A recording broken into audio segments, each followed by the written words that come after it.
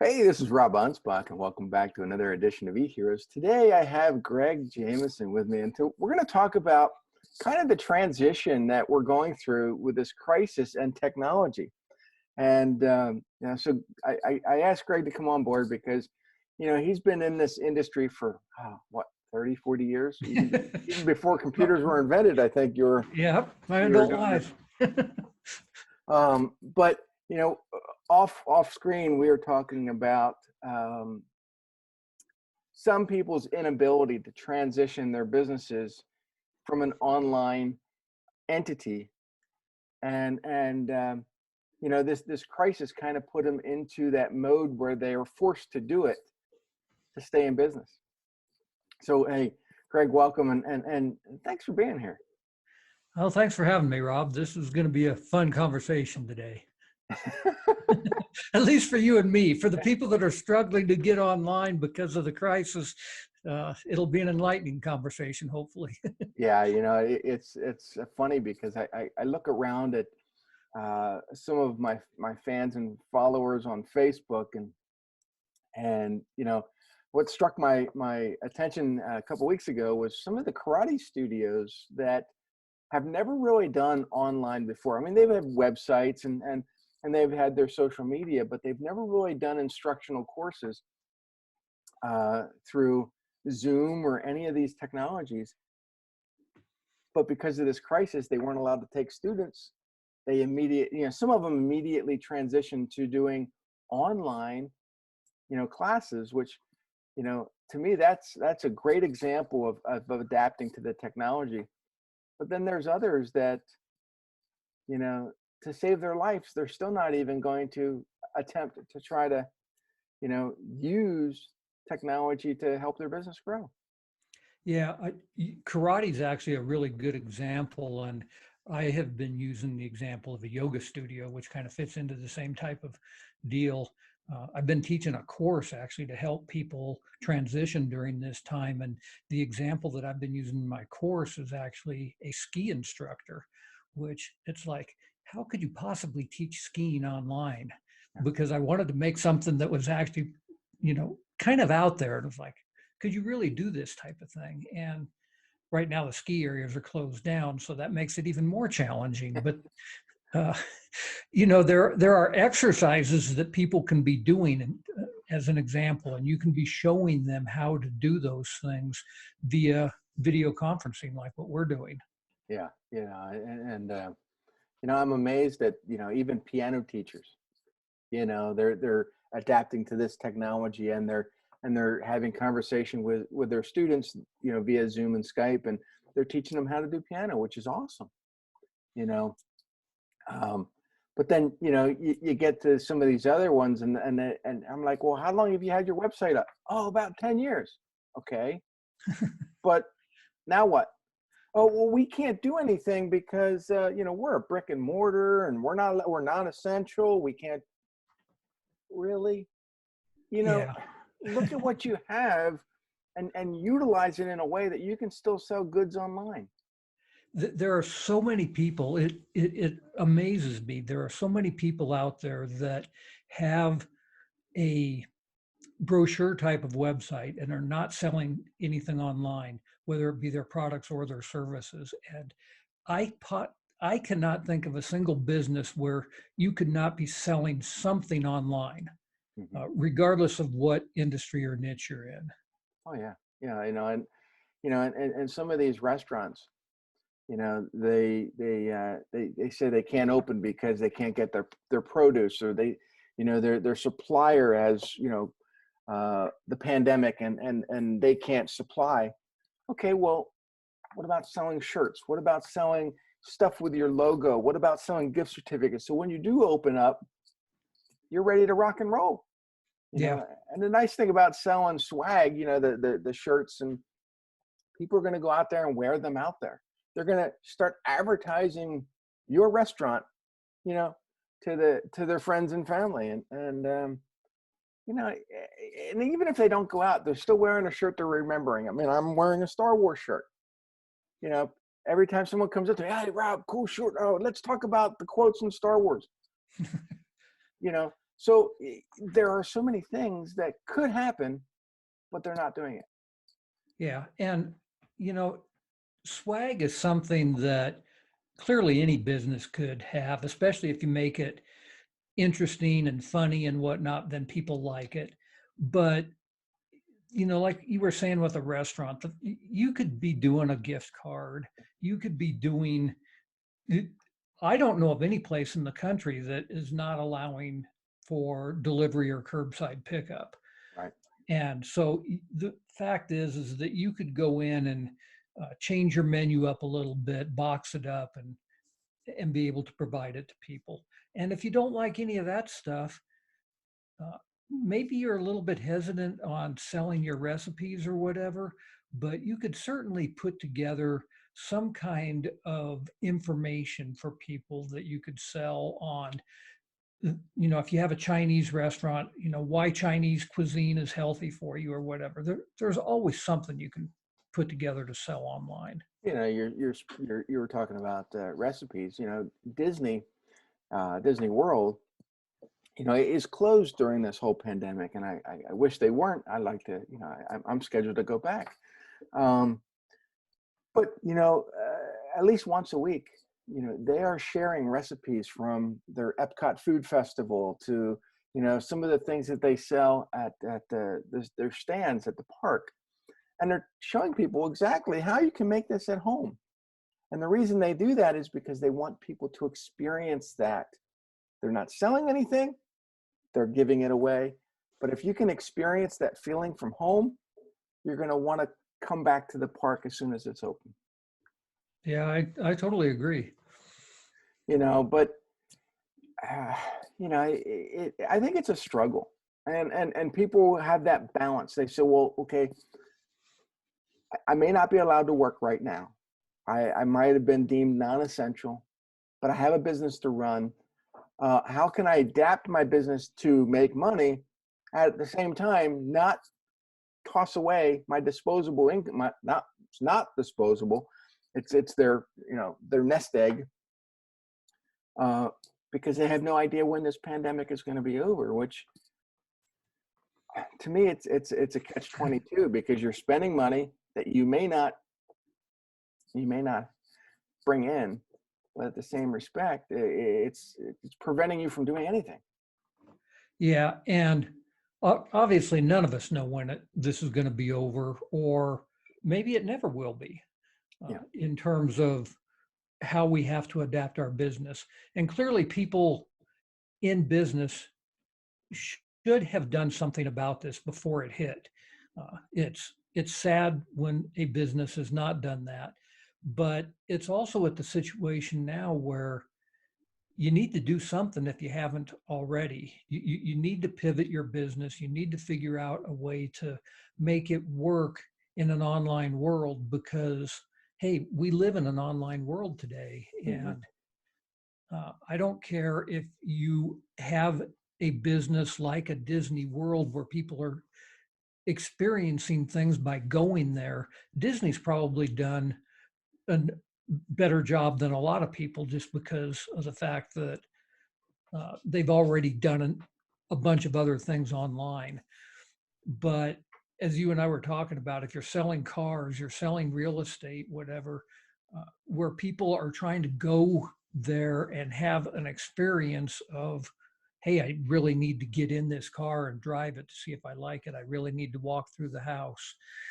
There are other people out there in your industries that have figured out a way to pivot and put things online, and you may need to get creative. And being creative, these videos and these podcasts that I do is exactly what you guys can be doing. Educating your fans and followers to so that they get an idea of what you're doing. If you teach piano, if you teach cooking, if you teach this or whatever you do, make videos, or a podcast, and explain that process over and over and over again. And people are going to say, wow, okay, yeah, you know what, I love that, and they're going to be more inclined to want to hire you when this pandemic is over. Yeah, so it's interesting that we're sitting here talking about people creating content, whether it be videos, maybe it's even writing down things, uh, starting to do things that you and I have done for years, creating lots of content. And the content might be a podcast, it might be a blog, it might be videos, might be writing books, any kind of content that you can think of. Uh, that's kind of been second nature for you and I, but Mhm. I know that there's a lot of people out there that they get uh, pretty anxious when you start saying, hey, you need to be creating content, and not just a little bit of content, but you need Yeah. to be creating a whole bunch of content. And uh, that's a mindset shift, I think, in terms of how we're doing business Oh, anymore. It may yeah, not yeah, be a face-to-face conversation with somebody. It may be, hey, you need to record this. yeah. And it is a shift, and I think that if everybody was, in the mindset of education, where this is what you have to do to win over your clients, they're going to be creating at least one or two pieces of content every single day. But they don't, because they're already overwhelmed, or they're unsure of the future. And for me, it was a transition point, almost a decade ago, where I had run that carpet cleaning business for 2 decades, and I wanted to do something different. I wanted to teach marketing because it was my passion. But in order to do that, and to get people to stop thinking me as the carpet cleaner, but as the marketer, I had to start producing content. I had to start writing books. I started had to, do podcasts and videos, and after a while, people are like, "Oh yeah, yeah. Oh, what? You were a carpet cleaner? What?" So it only takes a short amount of time to get people to forget who you were, to get them to know what you are now. But it's that time. If you're already at home and you're not doing anything, you have time. Do it. Yeah. So, one other thing that we were talking about here is about people selling things online. Mhm. And there's a lot of times that I've talked to people and they're like, well, I'm not sure what to sell. I've got uh, a carpet cleaning business, I've got a whatever business, and it's like, what do I sell if I can't go out there and actually do this for people? And I've got a good suggestion for anybody that might be listening to this, and that is, uh, put together a bundled kit of some kind. You don't have to make product yourself. You just go out there and say, hey, if somebody really needed to have my I won't use carpet cleaning because you're the expert on that. You know that. I'll pick something else here. Let's say that I need to get my windows washed. Mhm. So what you do is you go out there and you find somebody that will supply you with squeegees. You find somebody that will supply you with the cleaning fluid, somebody that will supply you with the rags, and you put together your own bundled kit of this stuff, and then you combine that with some of your own information. You write a short little instruction book on, here's how you utilize my window cleaning kit, and now you've got something to sell that nobody else has, because it's got your instructions and your specific things that you've put together, and anybody can do that. Mhm. Yeah, and it's, I used to do that all the time in the cleaning business. I would bundle stuff together. I would say, here's a cleaning kit that had different spotters. We would sell them. Here's a mat for your entrance. We would sell that. I mean, anything that I could do to generate extra income, we would do. But you can also take it a step further, and not only have these bundles, but also have other packages where you say, hey, you know what? I'm going to offer you a whole house cleaning. Now, I only do carpets, but let's say Jim does windows and this guy does, power washing. Here's the complete price, and then I'll bring these guys in together. I'm making a little bit of cut off them. I'm getting them work. My customer is happy, and they're going to be clients for life. Yeah, absolutely. You know, as I was talking about that, one of the things that I had done with a Boy Scout site that I had put together was show people how they could make a fake indoor campfire. Hmm. And I would buy the silk flame from one person, and I actually then would get a fog machine from somebody else and some lights from somebody else. And I put together the instructions on here's how you assemble all this so that it actually looks like an indoor campfire. And it was incredibly successful. Wow.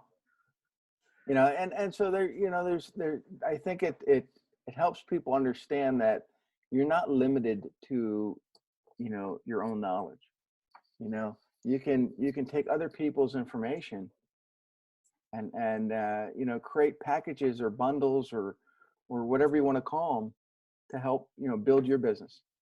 Yeah. So that's actually a good point too, is even if you don't want to put together your own package and you don't have your own stuff to sell, sell somebody else's stuff, like you Yeah. said.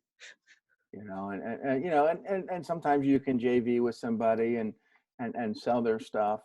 You know, Amazon used to do a big thing where, you know, and I think they've really reduced that, but they used to have the Amazon Associates program, and you could make money putting their products on your website, selling them, and you're making a percentage every single month. Uh, you know, I've heard that you know, that program has kind of been reduced, and now people are making a lot less money. Yeah. But you know, there are opportunities out there that you can sell just about anything. And here's the thing is that if you have a current website that you want to make a little bit more money on, okay, maybe it's a restaurant, maybe it's a, you know, karate studio, maybe, you know, whatever it is, reach out to a few of your organizations or clients, and maybe they want to advertise on your website, you know, and maybe it's not going to make you a lot of money, but maybe it pays for the, you know, the maintenance or the monthly fees on your website. So now it's a, you know, a low cost. Now your website becomes a low cost mechanism to help you make a little bit more money. Yeah.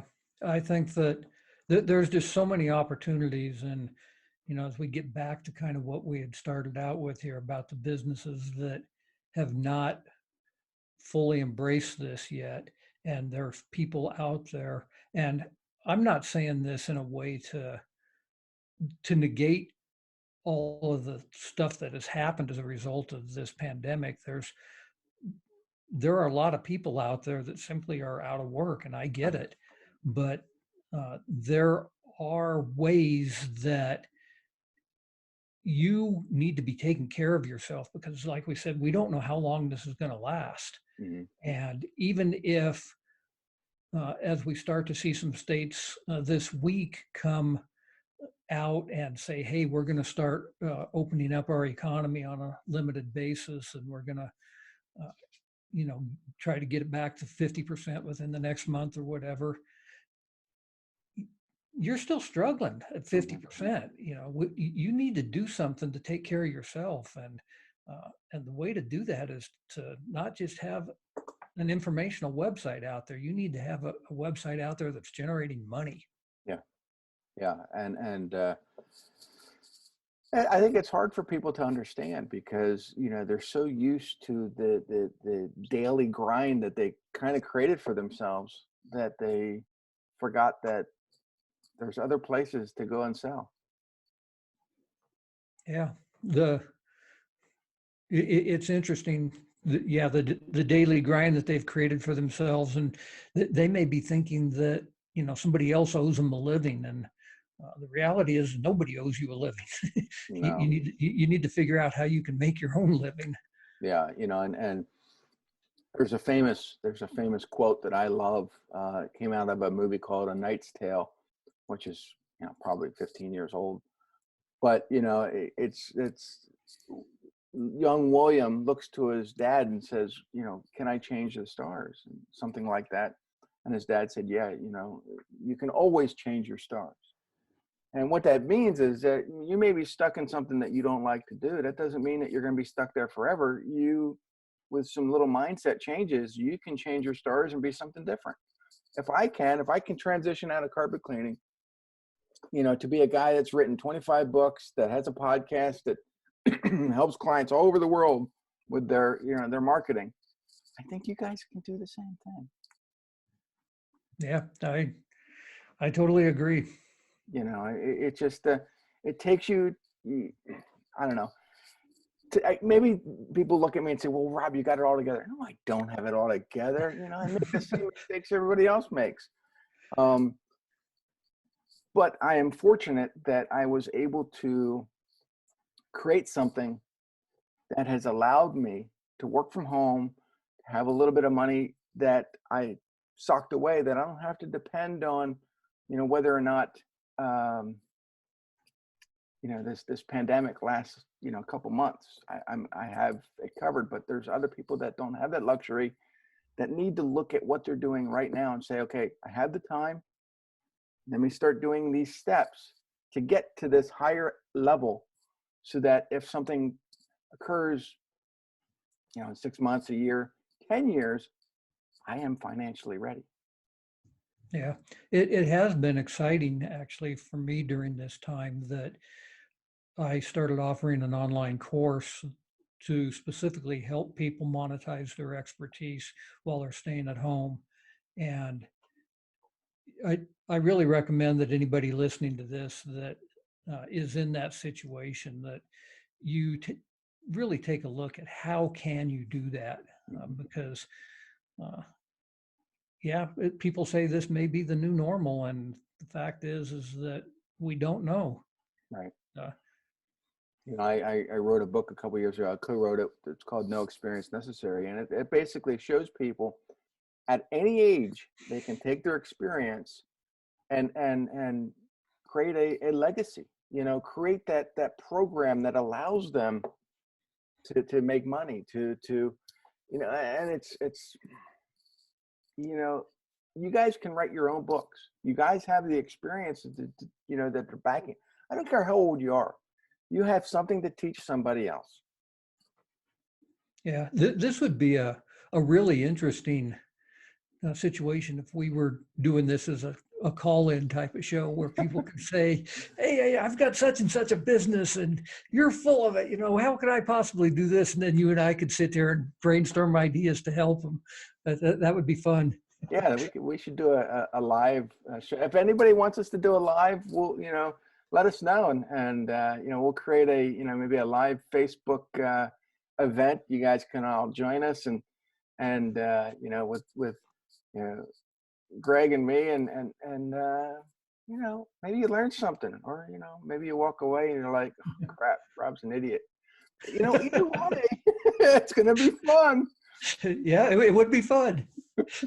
So yeah, and as an entrepreneur, I make fun of myself all the time because I'm still making mistakes. But the thing is that I don't let things like this pandemic worry me, because I've struggled, I've overcome. I can overcome this, and that's just the mindset you have to have. One of the things that I saw that was great when we were talking earlier about creating merchandise is that Custom Ink is doing it where you can now get custom face masks made with your logo on them or whatever. And don't have to do a t-shirt. Let's do custom face masks with your restaurant logo on it. Well, and the funny thing was, what I saw the other day is that we all have these phones, and they all do facial recognition of some sort. Well, some people cannot unlock their phones right now because they got the masks on. So now you can actually get a picture taken of your face, and they make the mask with your picture on it. So when you look down, it automatically unlocks your phone. That's kind of cool. That's an opportunity that came about from this situation that was people would have never thought of before. Yeah. So there's opportunities everywhere. You just have to look at, okay, how can I make the most of this pandemic? How can I make a little bit of money? How can I do this? And I'm not saying go out and gouge people. I think that's wrong. But I think there are so many opportunities out there that anybody with some imagination can keep the money flowing in so that they have an income. Yeah, when this first started, I saw a great quote out there, and I don't remember who said it, but basically it was saying that poor people are out there buying up toilet paper, and rich people are looking for opportunities. Yeah, it's and the funny thing is that during this, a lot of businesses stock went down, and the people that had plenty of money saw that opportunity and started buying stock like crazy. And then the stock started going up. Yeah. They're making their money. And so if you guys want to be a part of this what's called the biggest transition of wealth this pandemic has caused, you got to start thinking about not only what's in your business right now, but how can you use these opportunities to expand into other things maybe you didn't think about. Yep. Buy low, sell high. That's right. So how do people find you? Where do they go? If you just go to webstoreslimited.com, there's a contact form on there. That's an easy way to do it. And they can find you on Facebook. They can find me anywhere. I'm actually really, it's funny though. Yes, they can find me anywhere. There are other Greg Jamesons out there. So you may want to put Greg Jameson web stores or something to find that it's me and not the actor over in England or something. But oh, that'd be exciting. Hey, can you give me marketing advice? Or say, I heard you on Rob's eHeroes program, and the guy's like, what? Who? What? Well, what's an eHero? Yeah. So anyway, I want to thank everyone for listening. If you have thoughts, let me know. Say thanks to Greg. Go visit him on his webstoreslimited.com. Is that what it is? And if you want us to do a live Facebook Q&A, let us know that too. And we'll check you. We'll see you on the next episode. So, but remember to check Greg out. Adios. Appreciate it, Rob.